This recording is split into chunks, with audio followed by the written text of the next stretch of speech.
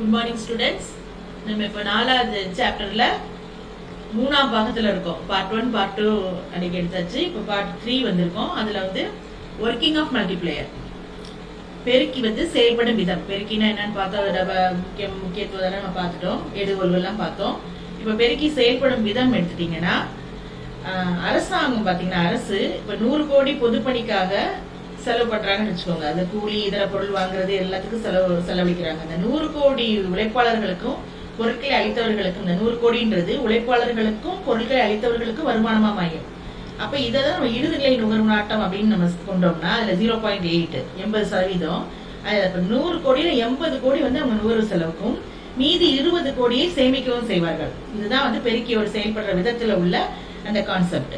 இதுல பாத்தீங்கன்னா இப்ப கவர்மெண்ட் என்ன பண்ணுது, government undertakes investment expenditure equal to 100 crore on some public work. அதுல the income of laborers and suppliers of materials increases by 100 crore. Suppose MPC is 0.8, நம்ம அதை வந்து அசியூம் பண்ணிக்கிறோம். 0.8 னா that is 80%. அப்ப 80 crores is spent on consumption. The remaining 20% வந்து crores is saved. நம்ம வந்து இந்த பெருக்கி செயல்படும் விதத்துல இதைதான் பார்க்கிறோம். இப்ப அதுலயே அடுத்து பாருங்க, இதில் இந்த மேற்காண் வருமானம் பெற்றவர்களுடைய இறுதிநிலை நுகர்வு நாட்டம் 0.8னா இந்த 80 கோடியில இருந்து திருப்பி அந்த 80 முதல் 100ல இருந்து நம்ம 80ன்னு பாக்குறோம். அடுத்தது 80ல பார்க்கும்போது 64 கோடி வருது. திருப்பி அந்த மீதி இருக்க நுகர்வு செலவு பாத்தீங்கன்னா அதுல 16,000 கோடி நம்ம கழிச்சிட்டோம்னா அந்த 64. இப்ப அப்படியே ஒவ்வொன்றா நம்ம பார்த்துட்டே வரும்போது எவ்வளவு அவங்க சேமிக்கிறாங்க அதெல்லாம் கடைசியில நம்ம பார்த்து முடிக்கிறோம். இந்த வழியில நுகர்வு செலவானது ஒரு சங்கிலி தொடர் போல இது சென்று கொண்டே இருக்கும். இதை கணித ரீதியாகவும் நம்ம சொல்லலாம். ஆனா நமக்கு வந்து இதை பெருக்கி செயல்படும் விதம் இவ்வளவு நம்ம எழுதினாலும் நமக்கு அது போதும். அடுத்தது அந்த எடுத்துக்காட்டோடு நீங்க அதை எழுதிடுங்க. அடுத்து பாத்தீங்கன்னா என்னன்னா positive multiplier and negative multiplier, நேர்மறை மற்றும் எதிர்மறை பெருக்கியின் விளைவுகள். இப்ப நேர்மறை பெருக்கி, பாசிட்டிவ்னா நேர்மறை. இதுல பாத்தீங்கன்னா when an initial increases in an injection leads to a greater final increase in real GDP. GDP னா என்னன்னா gross domestic product. இப்ப நீங்க என்ன செய்யறோம், இதுல உட்செலுத்துதலில் துவக்க நிலையில் ஏற்பட அதிகரிப்பானது மொத்த உள்நாட்டு உற்பத்தியில மிகப்பெரிய இறுதிநிலை உயர்வை ஏற்படுத்தும் அப்படின்னு இருக்காங்க. பாசிட்டிவா இருந்தா அது அதிகரிக்கும் பொழுது மொத்த உற்பத்தியில என்ன செய்யுமா, ஜிடிபியில அது இறுதிநிலை வந்து உயர்வை தான் ஏற்படுத்தும். அதே மாதிரி எதிர்மறையில நெகட்டிவ் மல்டிப்ளையர்ல பார்க்கும்போது when an initial increases in an injection பிராக்கெட்ல கொடுத்திருக்காங்க or an increase in leakage leads to greater final decrease in real GDP. உட்செலுத்துதலில் துவக்க நிலையில் ஏற்படும் குறைவானது மொத்த உள்நாட்டு உற்பத்தியில் மிகப்பெரிய இறுதிநிலை குறைவை ஏற்படுத்தும். அவ்வளவுதான் மொத்த இதுல வந்து ஏற்படுதான் வந்து நேர்மறை எதிர்மறை நம்ம பார்க்கிறோம். இப்ப அடுத்த நெக்ஸ்ட் பெருக்கியின் வகைகள்.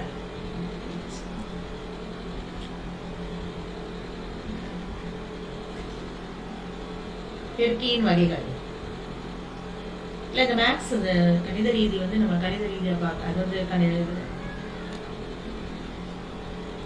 பெருக்கியின் வகைகள் அடுத்த டாபிக். அதாவது வந்து types of classifications of multiplier.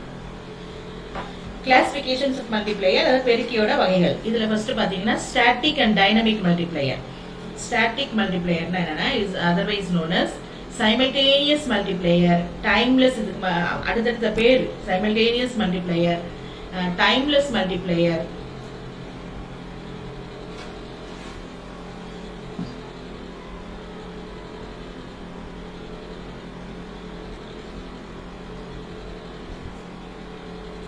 simultaneous multiplier, timeless multiplier and static multiplier. The change in investment and the resulting change in income are simultaneous. என்ன இதுல வந்து income வந்து சேஞ்ச் ஆகும். இன்வெஸ்ட்மெண்ட் மல்டிப்ளையர்ல the change in investment and the resulting change in income simultaneous-ஆ ரெண்டுமே. இன்வெஸ்ட்மெண்ட்ல change ஆனா இன்கமும் change ஆகுது. simultaneous-ஆ நடந்துட்டு இருக்கு. There is no time lag. And there is also no change in MPC. அப்ப வந்து உங்களுக்கு marginal propensity to consume change இல்ல.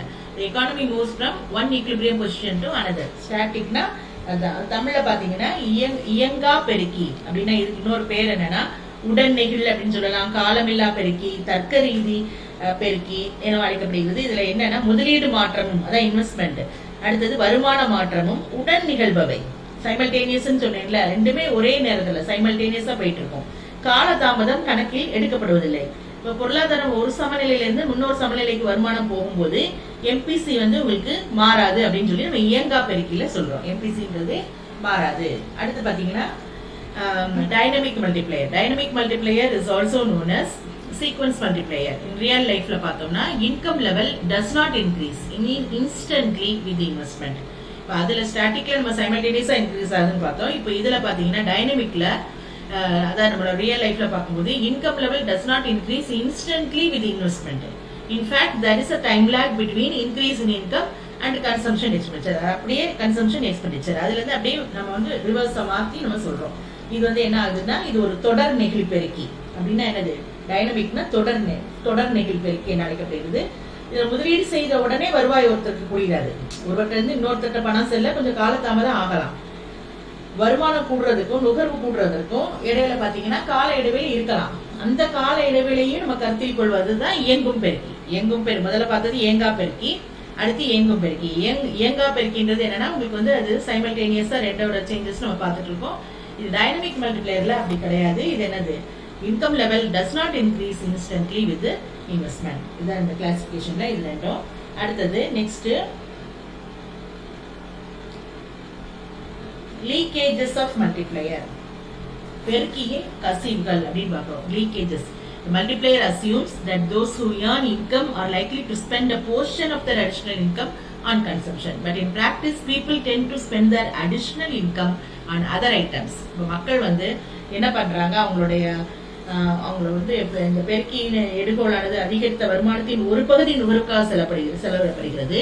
ஆனா நடைமுறையில மக்கள் என்ன செய்யறாங்களா? அந்த அதிகரித்த வருமானத்தை, இப்போ வருமானம் இன்கேஸ் அதிகரிக்குதுன்னா அதை வந்து என்ன செய்வாங்க? வேறு ஒரு பொருட்களின் மீது செலவு செய்வாங்க.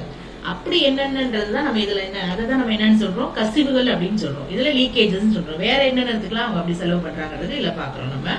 அதுல முதலாவது பாத்தீங்கன்னா பேமெண்ட் டுவர்ட்ஸ் பாஸ்ட் டெட்ஸ்.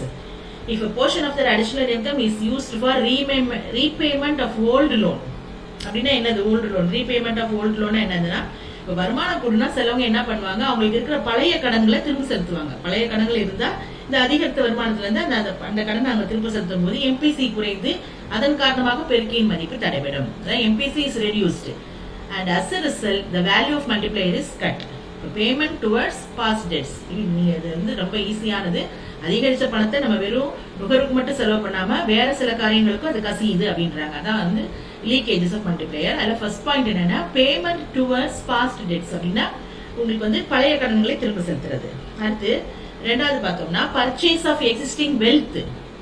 அதிகரித்த வருமானம் நடைமுறையில வேற செல்வங்களாக உள்ள நடைமுறையில் உள்ள செல்வங்களாக நிலம், கட்டடம், பங்குகள் இதை வாங்குறதுக்கு மக்கள் பயன்படுத்தும் போது அந்த பணம் வந்து மக்களிடையே சுழன்று கொண்டே இருக்கும். இதைத்தான் நம்ம ரெண்டாவது பாயிண்ட்ல சொல்றோம். Purchase of existing wealth. If income is used in purchase of existing wealth such as land, building, shares, money is circulated among the people and never enters into the consumption stream. இது ஒரு நாள் consumption ஸ்ட்ரீம்குள்ள வராது. இது வேற மற்ற வெல்த்தை வாங்குறதுக்கு, existing wealth other things வாங்குறதுக்கு இது செலவு பண்றோம். அடுத்து தேர்ட் பாத்தீங்கன்னா உங்களுக்கு வந்து import of goods and services. இதுல ரெண்டாவது பாயிண்ட்ல என்ன சொன்ன? Existing wealth. தமிழ்ல வந்து சொன்னோம்னா பிற செல்வங்களை வாங்குறது, நிலம், கட்டடம், பங்குகள் இதெல்லாம் வாங்குறது, அவ்வளவுதான். அடுத்து பாத்தீங்கன்னா பண்டங்களையும் பணிகளையும் இறக்குமதி செய்யறது. இறக்குமதி செய்யப்படுகின்ற பண்டங்களுக்காகவும் பணிகளுக்காகவும் வருமானத்தை செலவு செய்தால் அது வந்து நம்ம வந்து நாட்டை விட்டு பணம் வெளியேறும். இது வந்து குறிப்பிட்ட அளவு ஓட்டத்துல திரும்பி வரும் வாய்ப்பு ரொம்ப குறைவு. அதனால இறக்குமதி பெருக்கியின் மதிப்பை குறைக்கும். Import of goods and services. Income spent on imports of goods or services flows out of the country and has little chance to return to income stream in the country. Thus, imports reduce the value of multiplier.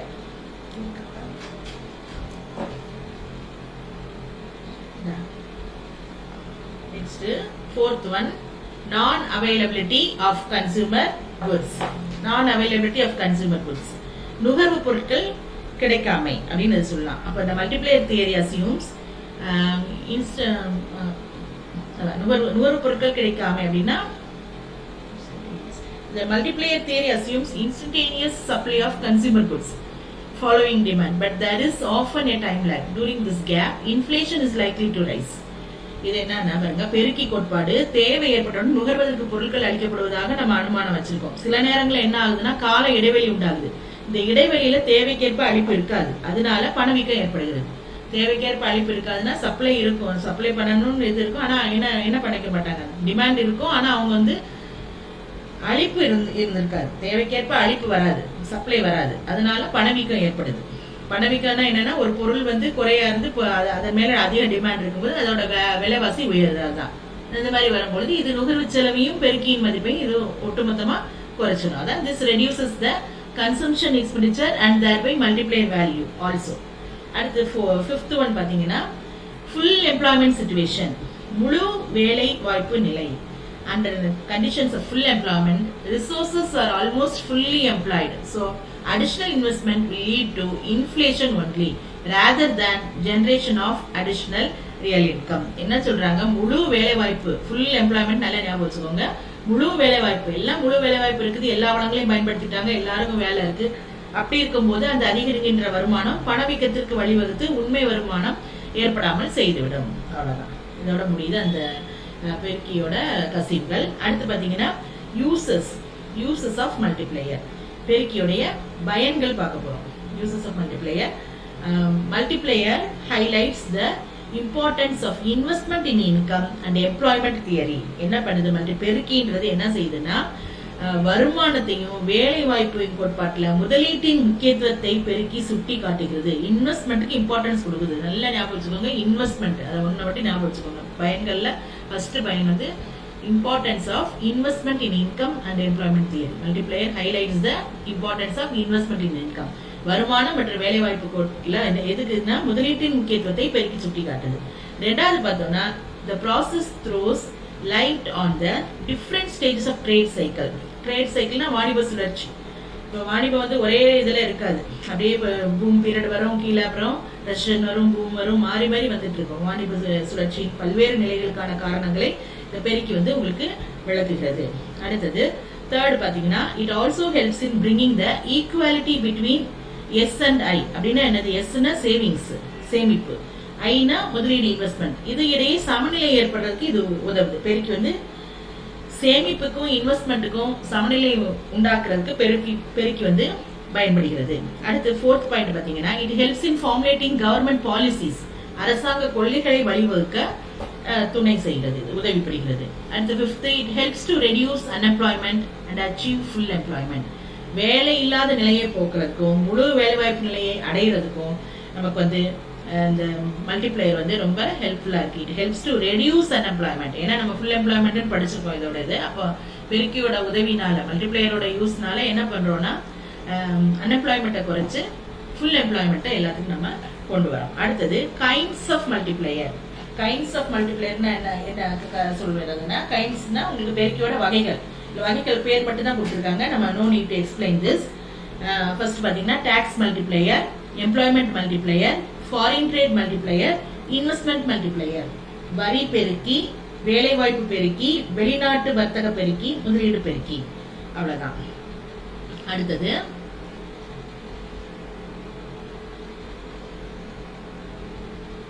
accelerator principle. The accelerator principle, முடுக்கி கோட்பாடு.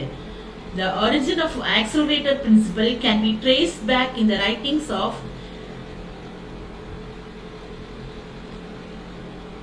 Afflian, தோற்றம், அது spelling அடாலியன் and Hatry and Fickerdijk அவங்களோட கருத்துக்கள் இதுல ஆராய்ந்து பெறப்பட்டது.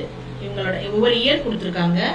அடாலியன் வந்து எப்போனா அடாலியன் வந்து 1909, அடுத்தது வந்து ஹாட்ரி வந்து 1913 1913ஆம் ஆண்டு, பிக்கர் டைக்ன்றவர் 1914ஆம் ஆண்டு இவங்க கருத்துக்கள் கொடுத்திருக்காங்க. ஆக்சிலரேட்டர் பற்றி கருத்துக்கள் கொடுத்திருக்காங்க. However, the systematic development of the simple accelerator model was made by J.M. Clark in 1917. It was further developed by Hicks, Samuelson and Herod in relation to the business cycles. முடுக்கின்ற கோட்பாட்டை யார் யார் எத்தனை பேர் கொடுத்திருக்காங்கன்றது நம்ம பார்க்குறோம். கடைசியில் இதை வந்து அதை மட்டும் ஞாபகம் வச்சுக்கோங்க. J.M. Clark தான் 1917ல. அதோட மீனிங் பார்த்தீங்கன்னா பொருள் என்னன்னா பொருளாதாரத்துல நுகர்வுப் பொருட்களோட தேவை அதிகரிக்கும் போது பொதுவாக எந்திரங்களின் தேவையை முடுக்கிவிட்டு அதிகரிக்க வழி செய்யும். முடுக்கின்றது என்னன்னா, இப்ப நிறைய பொருட்கள் நுகர்வுப் பொருட்கள் மக்கள் அதிகமா யூஸ் பண்ண ஆரம்பிச்சிட்டாங்க. அப்ப அதோட உற்பத்தியை நம்ம பெருக்கணும் அப்படின்னு நம்ம வரும்போது அந்த நுகர்வுப் பொருட்களோட தேவை அதிகரிக்கிற போது அந்த எந்திரங்கள் என்ன முதலீட்டு பொருட்கள் அதோட தேவையை முடுக்கி விட்டு அதை வேகமா இது பண்றதுக்காக அதை நம்ம என்ன பண்றது ஃபாஸ்டா இன்னும் பொருட்களை ப்ரொடியூஸ் பண்றதுக்காக முடுக்கி நம்ம யூஸ் பண்றோம். முடுக்கின்றது என்னன்னா, அதிகரித்த நுகர்வு மற்றும் அதன் விளைவினால் ஏற்படும் அதிகரிக்கும் முதலீட்டுக்கான தொடர்பை குறிக்கும் எண் மதிப்பு ஆகும்.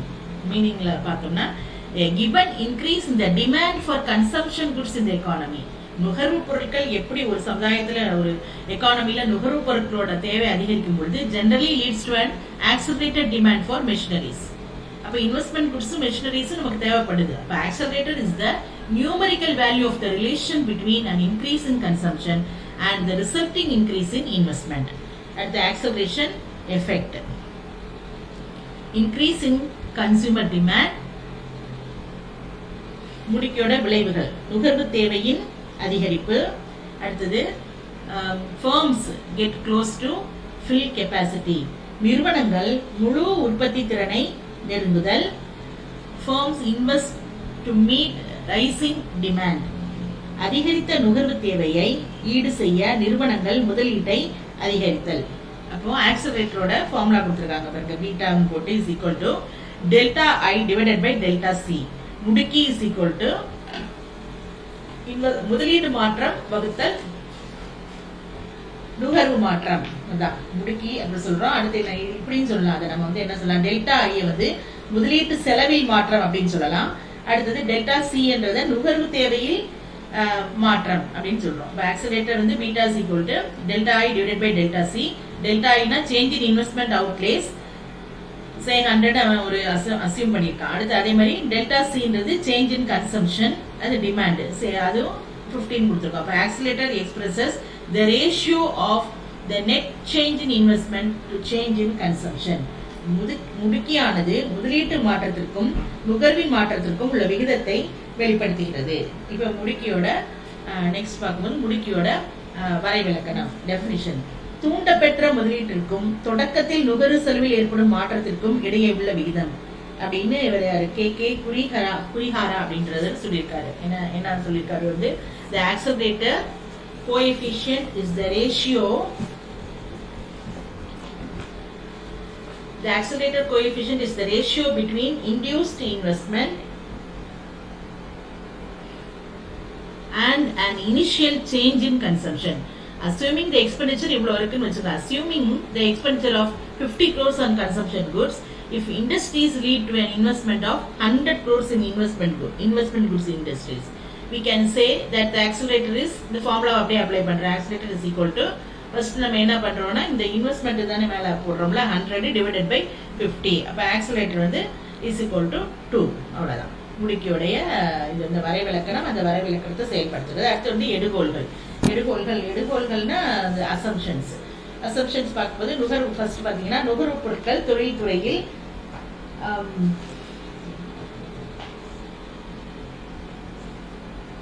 absence of excess capacity in consumer goods industries. நுகர்வு பொருட்கள் தொழில்துறையில் அதோட சக்தி இன்மை, எச்ச சக்தி இன்மை.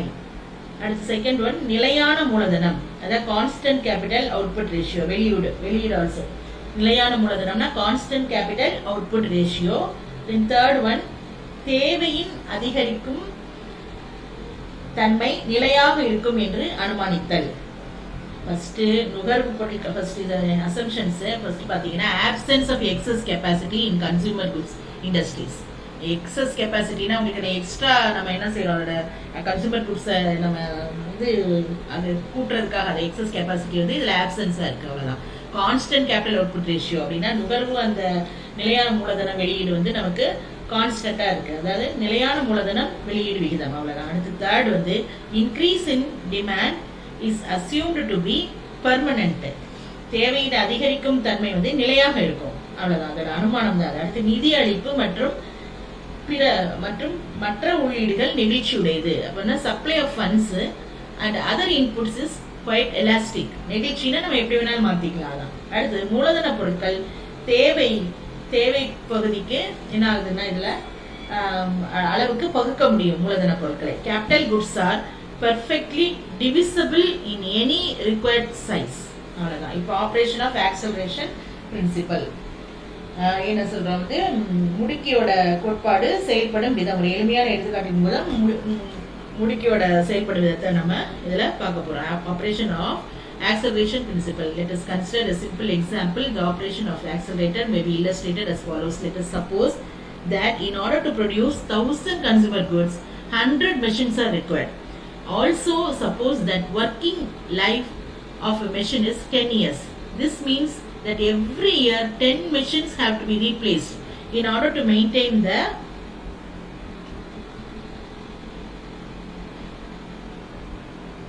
constant flow of 1000 consumer goods. This might be called replacement demand. ஒரு சின்ன ஒரு உதாரணத்துல இது சொல்லியிருக்காங்க. என்னன்னா பாருங்க, 1000 நுகர்வுப் பொருட்கள் தயாரிக்கிறதுக்கு 100 எந்திரங்கள் நமக்கு தேவைப்படுதா வச்சுக்கிறோம். அதுல 10 வருடங்களுக்கு அந்த எந்திரங்களோட வாழ்நாள் 10 வருடம் தான். அதுக்கப்புறம் பாத்தீங்கன்னா, அதாவது ஒவ்வொரு வருடமும் அந்த 10 எந்திரங்களை இப்ப மாற்றி அமைக்கப்படுகிறது. காரணம், நிலையான அந்த 1000 நுகர்வுப் பொருட்களை தயாரிப்பதற்காக இதனை மாற்றி அமைக்கும் தேவை. இதை நம்ம சொல்றோம். எப்படியாவது நமக்கு வந்து 1000 கன்சூமர் குட்ஸ் தயாரிக்கணும்னா அது ஒரு 10 தான் வருஷம் தான் அதோட வாழ்நாள்னா நம்ம அதை வந்து மாத்திட்டே இருப்போம். அப்ப அந்த 10% அளவிற்கு அந்த 1000ல இருந்து பார்க்கும்போது நுகர்வுப் பொருட்களோட தேவை அதிகரிக்குது அப்படின்னு நம்ம வச்சுக்குவோம். இப்ப இதன் விளைவாக மேலும் 10 எந்திரங்களின் தேவை அதிகரிக்கும். எனவே அப்ப மொத்த எந்திர தேவை 20 ஆகும். ஏற்கனவே நுகர்வுப் பொருட்களுக்காகவும் அப்புறம் திரும்பவும் எவ்ரி இயர் நம்ம பண்றதுனால அது என்ன ஆகுது, மொத்த எந்திர தேவை 20 ஆகுது. அப்ப அந்த 10 மாற்றி அமைப்பதற்காக மற்றும் ஒரு 10 அதிகரித்த தேவையை சந்திப்பதற்காக இங்க என்ன செய்யறாங்க, 10% நுகர்வுப் பொருட்கள் தேவையானது 100% எந்திரத்தின் தேவை அதிகரிக்கிறது என்பதை இங்கு குறிக்குது. 10ல இருந்து 20 வரை. அதனால இறுதியாக ஒரு சிறிய நுகர்வுப் பொருட்களின் தேவையின் மாற்றம் அதிகப்படியான முதலீட்டு மாற்றத்திற்கு வழிவகுக்குது. ஒரு சின்ன மாற்றம் வந்து இப்ப அதிகப்படியான முதலீட்டு மாற்றத்துக்கு இதுல வந்து என்ன செய்யுது, நமக்கு வழிவகுக்கிறது. இதை வந்து இந்த டயக்ராமேட்டிக் இல்லஸ்ட்ரேஷன்ல இதை நம்ம பாக்குறோம். ஆபரேஷன் ஆஃப் ஆக்சலரேட்டர்னு அவங்க கொடுத்துருக்காங்க பாருங்க. இந்த படத்தை பாருங்க. X axis, Y axis. X axis income, Y axis வந்து சேவிங் அண்ட் இன்வெஸ்ட்மெண்ட். இது வந்து இன்வெஸ்ட்மெண்ட் தான் நம்ம ஐன் மார்க் பண்ணிருக்கோம். என்ன பண்ணிருக்காங்க இங்க வந்து, அப்புறம் கீழே Y1, Y2, Y3ன்றதுலாம் இன்கம். இந்த மாதிரி அதை சொல்லிடுறேன். அதுக்கப்புறம் அந்த எக்ஸ்பிளனேஷன் சொல்லும் போது நீங்க கூட நீங்க அப்படியே ஃபாலோ பண்ணிட்டு வந்தீங்கன்னா உங்களுக்கு very easy to understand diagram. இப்போ பாருங்க, ஓன்றது நம்ம எப்பவும் போடுறோம் ஓ, அடுத்து எக்ஸ் போட்டோம், ஒய் போட்டோம், இங்க வந்து இன்கம், இது இந்த சேவிங் இன்வெஸ்ட்மெண்ட் போட்டாச்சு. அப்புறம் பாத்தீங்கன்னா ஹரிசாண்டல் லைன்ஸ் மூணு போட்டிருக்கீங்க. என்னது, investment line I2, I3, I4 போட்டாச்சு. அதுக்கப்புறம் என்ன பண்றோம்னா, இதுல வந்து ரொம்ப முக்கியமானது வந்து அதுக்கு அடுத்து வந்து இன்னொரு ஒரு I1 லைன் வருது, ஒரு இன்வெஸ்ட்மெண்ட் லைன் கிராஸா போட்டிருக்கோம். அதுக்கு முன்னாடி நம்ம சேவிங்ஸ் அந்த வரைகோடு எஸ்எஸ்ன்றது என்னன்னா அந்த சேமிப்பு கோடு. எஸ்எஸ் என்பது அந்த சேவிங் கர்வ், இம்பார்ட்டன்ட். எஸ்எஸ் என்பது சேமிப்பு கோடு. அதுல பார்க்கும்போது II என்பது முதலீட்டு கோடு. E1ன்ற புள்ளியில பொருளாதாரம் OY1 வருமானத்துடன் சமநிலையில் இருக்குது. இங்க பாருங்க, இப்ப வந்து Y1ன்ற இடத்துல இந்த ஓன்றதை பார்க்கும்போது OY1 அப்படின்ற இடத்துல ஈன்ற புள்ளியில கட் ஆகுது அந்த எஸ்எஸ் கர்வ். அதை E1 அந்த சமநிலை புள்ளி குறிக்கிறோம். அதே மாதிரி OY2ல பாருங்க, இந்த OY2 லைன்ல E2ன்ற இடத்துல அது கட் ஆகுது. எஸ்எஸ் சேமிப்பு கோடு கட் பண்றது ஈக்விலிபிரியம் கட் ஆகுது. ஈக்விலிபிரியம் சமநிலை அடையுது E2ல. அடுத்தது OY3 அந்த இன்கத்துல இது எங்க சமநிலை அடையுதான் பாருங்க, E3 இந்த 3 சமநிலை புள்ளி அடையுது. அப்ப வந்து E1 புள்ளியில பொருளாதாரம் OY1 வருமானத்துடன் சமநிலையில் இருக்கிறது. சேமிப்பு முதலீடும் OI2ல சமநிலையில இருக்குது. இந்த சைடு பாருங்க, சேமிப்பு முதலீடும் OI2ல. இப்பொழுது முதலீடு OI2ல இருந்து OI4க்கு OI4ஆக அதிகரிக்கு. அப்போ வருமானம் பாத்தீங்கன்னா OY1ல இருந்து OY3 ஆக அதிகரிக்கிறது. அங்க வந்து E3ல சமநிலை புள்ளி. அடுத்தது முதலீடு பாத்தீங்கன்னா I2, I4 ஆக முழுவதுமாக வெளிப்புற காரணியில அதிகரிக்கிறது என்றால் வருமானமும் Y1, Y3 ஆக முடுக்கியின் விளைவாக அதிகரிக்கும். ஆனா இவ்வரைபடத்தில் வெளிப்புற முதலீடு I2, I3 ஆகவும் தூண்டப்பட்ட முதலீடு I3, I4 ஆகவும் இருக்கிறது என்று அது அனுமானம் நம்ம அனுமானித்துக் கொள்வோம். ஆதலால் அதிகரித்த வருமானம் Y1, Y2 ஆனது பெருக்கியின் விளைவாலும் மற்றும் அதிகரித்த வருமானம் Y2, Y3 ஆனது முடுக்கியின் விளைவாலும் ஏற்படுகிறது. அப்ப ரெண்டுமே இங்க நம்ம யூஸ் ஆகுது அப்படின்னு சொல்றாங்க. ரொம்ப ஈஸி இது. இந்த எஸ் கோடு போடும்போது கரெக்டா அந்த எஸ்எஸ் மற்றும் சேமிப்பு கோடு இந்த 3 இதையும் கட் பண்ணும்போது E1, E2, E3ல சமநிலை அடையுதுன்னு நம்ம பாக்குறோம். இவ்வளவு வருமானம் வந்து இந்த y1 y2 y3 போடும்போது நீங்க வந்து இங்க இதுவும் சேம் டைம் சைமல்டேனியஸ்ல எது அதிகரிக்கும் சேவிங் அண்ட் இன்வெஸ்ட்மெண்ட்டும் உங்களுக்கு அதிகரிச்சுட்டு போதாதான். திரும்ப இதை நான் ரீட் பண்றேன் பாருங்க. SS is the saving curve, II is the investment curve. At point E1 the economy is in equilibrium with OY1. Income, saving and investment are equal at OI2. Now investment is increased from OI2 to OI4. This increases income from OY1 to OY3, the equilibrium point being E3. If the increase in investment by I2, I4 is purely exogenous, then the increase in income by Y1, Y3 would have been due to the multiplier effect. But in this diagram, it is assumed that exogenous investment is only by I2, I3 and induced investment is by I3, I4. Therefore, increase in income by Y1, Y2 is due to the multiplier effect and the increase in income by Y2, Y3 is due to the accelerator effect. ரெண்டையுமே நம்ம இதில் பார்த்துட்டோம். அடுத்தது limitations, வரையறைகள். இதோட multiplier ஆக்சலரேட்டரோட வரையறைகள் பார்க்குறோம். வரையறைகள் எடுத்துட்டீங்கன்னா, நிலையான மூலதன வெளியீடு விகிதம் என்ற எடுகோள் உண்மையானது அல்லன்றாங்க. முதல்ல நம்ம என்னென்ன நம்ம அசம்ஷன்ல பார்த்தோமோ அதை அப்படியே நம்ம மாற்றி இல்லைன்னு சொல்றதா உங்களுக்கு எப்போ பார்த்தாலும் அந்த லிமிடேஷன்ஸ்ல அதான் நமக்கு வருது. அசம்ஷன்ல நம்ம என்ன பார்த்தோம், கான்ஸ்டன்ட் கேபிட்டல் ரேஷியோ இருக்குன்னு இதுல பாருங்க, நிலையான மூலதனம் வெளியீடு விகிதம் என்ற எடுகோள் உண்மையானது அல்லன்ட்டாங்க. ரெண்டாவது பாத்தீங்கன்னா, முழு வேலை வாய்ப்பிற்கு முன்பு வரை மட்டுமே வளங்கள் கிடைக்கும் அப்படின்றாங்க. இது உண்மைதான். முழு வேலை வாய்ப்பு அடைஞ்சிட்டோம்னா வளங்களும் நமக்கு தீந்துரும்ல, அதான். அதுக்கப்புறம் மூலதன பொருட்கள் தொழிற்சாலையில் உபரி சக்தி உள்ளதாக அனுமானிக்கப்படுகிறது. மூலதன பொருட்கள் தொழிற்சாலையில் அதிக சக்தி உடையதாக அனுமானிக்கப்படுகிறது. முடுக்கியானது தேவை அதிகரித்தல் நிலையானது என்ற நிலையில் மட்டுமே வேலை செய்யும். கடன் எளிதாக கிடைத்தால் மட்டுமே முடுக்கி செயல்படும். கடன் வந்து எளிதாக கிடைச்சாதான் முடுக்கி செயல்படும். அடுத்து, நுகர்வு பொருட்கள் தொழிலில் பயன்படுத்தாத அல்லது மிகுதியான திறன் இருந்தால் முடுக்கி செயல்படாது.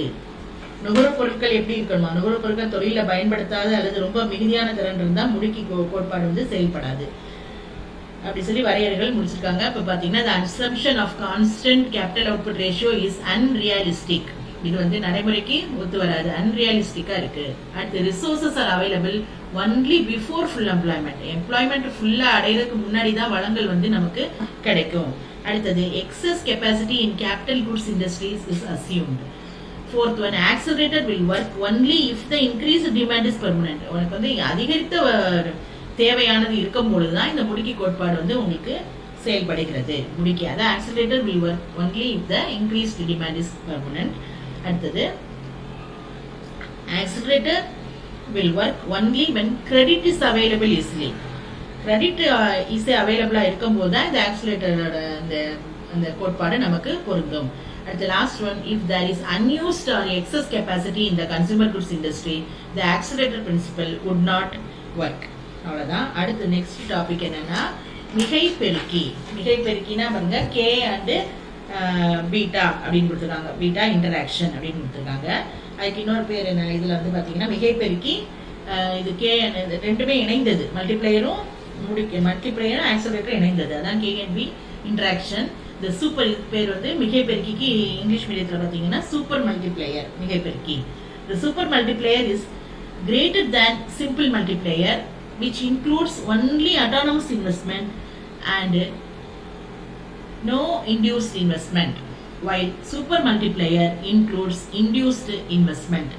மிகை பெருக்கின்றது என்னன்னா, எளிய பெருக்கியை விட சிறந்தது. ஏனென்றால் எளிய பெருக்கி தன்னிச்சை முதலீட்டை மட்டும் உள்ளடக்கி இருக்கும். ஆனா மிகை பெருக்கி தன்னிச்சை முதலீடு மற்றும் தூண்டப்பட்ட முதலீடு ஆகிய இரண்டையுமே கொண்டிருக்கும். முதல்ல நம்ம படிச்சுட்டோம், தன்னிச்சை முதலீடுனா என்ன, தூண்டப்பட்ட முதலீடு இதெல்லாம் என்னன்றதை நம்ம பார்த்துட்டோம். இப்ப இதுல என்ன சொல்லிருக்காங்க, சூப்பர் மல்டிப்ளையர் வந்து ஆரம்ப முதலீட்டுல பாத்தீங்கன்னா வருமானத்துல ஏற்படும் மொத்த விளைவை அறிய ஹிக்ஸ், கே மற்றும் பீட்டாவை இணைத்து மிகைப்பெருக்கி அப்படின்ற கணித ரீதியில அவர் உருவாக்கியிருக்காரு. மிகைப்பெருக்கியானது தூண்டப்பட்ட நுகர்வு மற்றும் தூண்டப்பட்ட முதலீடு என்று இணைந்து செயல்படுவதை குறிக்கும். இது நத்திங் பட் என்னன்னா, தூண்டப்பட்ட முதலீடும் அடுத்து தூண்டப்பட்ட நுகர்வும் ரெண்டும் இணைந்து செயல்படுவது தான் இது வந்து உங்களுக்கு குறிக்கிறது. In order to measure the total effect of initial investment on income, Hicks has combined the K and beta mathematically, and the name of the super multiplier. The super multiplier is worked out by combining both induced consumption and induced investment. Induce இன்வெஸ்ட்மெண்ட்டையும் induced கன்சம்ஷனையும் இணைச்சு செய்கிறது தான் இது மிகை பெருக்கின்றது. அடுத்தது பார்த்தீங்கன்னா என்னன்னா நெம்புகோல் இயக்க விளைவு அப்படின்ற தமிழ்ல நெம்புகோல் இயக்க விளைவு. அதாவது பெருக்கியின் தாக்கமும் முடுக்கியின் தாக்கமும் ஒருங்கிணைந்து செயல்படும். ரெண்டுமே பெருக்கியின் தாக்கமும் முடுக்கியின் தாக்கமும் ஒருங்கிணைந்து செயல்படும் அந்த தாக்கம் தான் நெம்புகோல் இயக்க விளைவு எனப்படும். இது பொருளாதாரத்தில் அதிகமான அல்லது குறைவான வருமானம் பெருக்குவதை கூறுகின்றது. பெருக்கியும் முடுக்கியும் இணைஞ்சு ஒருங்கிணைந்து செயல்படுறது தான் என்னது இந்த நெம்புகோல் இயக்க விளைவுன்றது. இது என்ன பண்ணா பாருங்க, நெம்புகோல் இயக்க விளைவு எனப்படும். இது பொருளாதாரத்தில் அதிகமான குறைவான ரெண்டு வருமானமும் எப்படி பெருகுதுன்றத காட்டுது. குறியீடாக கூறினால் இது என்ன சொல்ற பாருங்க, y is equal to c plus ik